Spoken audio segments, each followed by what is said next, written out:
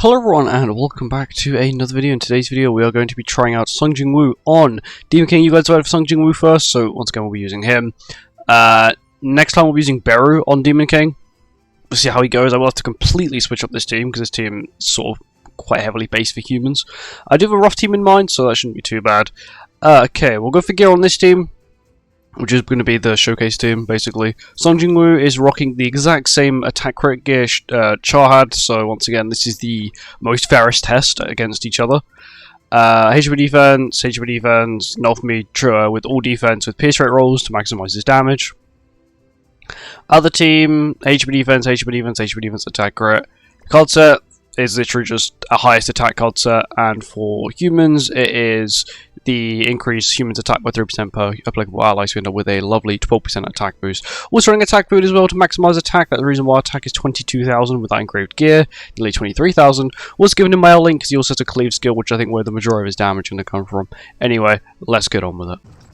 Here we go. As I'm making this video, well, as of today, Chaos Mode PvP is out, so if you do want to get a few more diamonds, I do recommend playing it.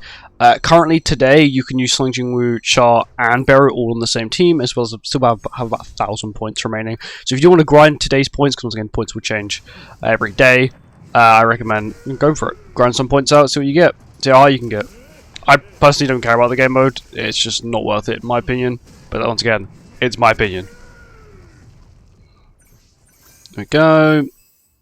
Debuff, buff. I can do that with this team. We'll switch back to this team for now, which is sort of my bulk team. I let this team always tank the first turn, solely because every other turn it plays a skill where if you don't have an attack related stat buff, not an effect, a buff, you lose. It like disables your entire hand and deletes your highest rank skills as well, which is it can be quite a pain. You'll see at the end of this hand here. But I always like to do this setup as well because you get a rank up with Gotha, and then if he plays any debuff skill like he's played here, melee gets a rank up, and I get 2 gold melee skills now because I can play a rank up, get 2 gold melee skills. I wouldn't be doing that. Switching teams. JINWOO's effect's gone, which is not good. I'm actually going to save his effect because it might actually be quite strong. Waste these two instead. So buff up. Unfortunately, we do have to waste the buff skill. Not ideal, but we have to waste it. There we go. Surprised actually not me landed a crit then. There we go. Not bad. I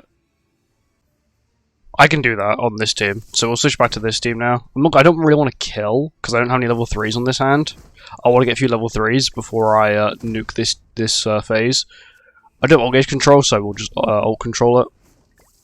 Actually, what I'm going to do is this. So I'll get gold and Gotha rank up now as well, which would be kind of handy because that means then I get the base up boost for this team as well, which is decent. It's not too bad on this team. It's definitely not really an idiot, I'm not going to lie, but it's decent. Also removed this alt gauge, so I don't have to deal with the effect, the ultimate. I forgot what it's got. It's blackout. That's what it's called, blackout. The blackout effect. It's a bit irritating here as well. Because we've got 5 corrosion effects, our hand's been disabled, melee will cleanse themselves, so that's all I really care about. Gotha could also cleanse the entire team as well if need be. So, I'll waste this, and I'll cleanse. I'm hoping he doesn't kill her. I'm still sort of intrigued what his damage is going to be. It's okay. It's a little bit disappointing. The thing is, Char was providing 41% basic stat boost to the team. He's not providing any basic stat boost to the team, so it is what it is, I guess. I'll switch back to this team now. I'll do the golden upgrade. Dian stance, melee skill, and this phase is gone. And next phase will be the true test when it comes to damage. Go, get the stance up for another damage increase for melee, and damage. There you go. Guarantee kills it. One shot. Next phase, here we go. Should also be quite easy. What's he asking for? 3-2-2. We don't actually have we don't have 2-2s on this team, which is not the best. I'll see what his AoE can do. Check AoE damage. We don't have the Violet buff, unfortunately, because we just haven't pulled any. Oh, not bad. bear when that's weak points, that would have done about 2.1 million. If he had a debuff, which he didn't. Even though this is a debuff, it's a grey effect, not a debuff. Is the level 2 skill I wanted. Oh, please don't D-rank. Oh no. Wait, Nolf me please, patience, I beg. Thank you. Nolf me so strong he just patience into his phase, which is lovely. Absolutely lovely. Because his defense is so high. What's his defense like? 91,000. Sung Jin Woo's attack isn't that high. Unfortunately, we do have to use his gold skill. I would have preferred not having to, but I think I have to here. Damage. It's good, but I feel like the ability not to crit on a boss like this is like, it's really bad. You really want to crit. So we do get the buff now as well. Let's have another level 2 for him. We're not pulling any skills. A 3, a 2, and a 1. Cool. Just checking. Go for as much damage as possible. Pop a golden Nolf me stance this time. Come on, big damage. It's really underwhelming, honestly. He just feels like... I feel like you have to crit on this boss.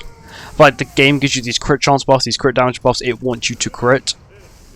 And when you can't crit, it's quite sad. It is quite sad. But it is what it is. But some characters aren't designed for this content, and I don't think he was really designed for this content. We'll do this. I'll do the effect.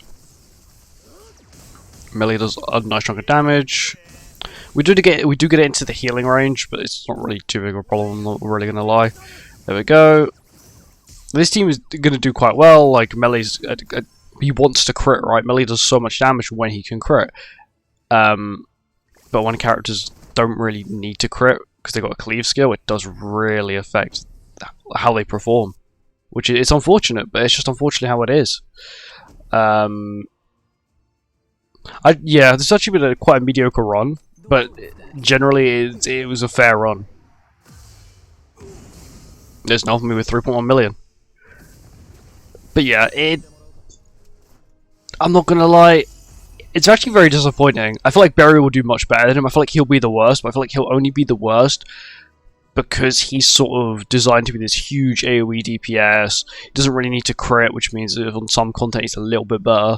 But when it comes to Demon King, I feel like you need to crit. So the reason why Char is so powerful. She's got like 500% crit damage plus her spike skill, which is an extra 500%. So you're looking at 1000% crit damage, plus you've got the crit damage boost from the passive, you've got the attack related stat boost from Nauseans, you've then got the 1.5 times boost to all the buffs from Viola, you've then got the improved basic stats from Nolf me, and I feel like Sung Jin Woo doesn't really take effect of it. He doesn't make the most out of it, which is sort of the problem. But generally, he's not the worst. Would I rate him over Mazino? I'd put him under Mazino. I don't know who else I'd put him under, but currently right now it would go Mazino, sorry, Sung Jin Woo, Mazino, Char, and then of course Beru will be wherever between them. But I like to use Mazno as a good baseline because he's very good. But anyway, thank you for watching. I hope you guys enjoyed, and I'll see you in the next one. Goodbye.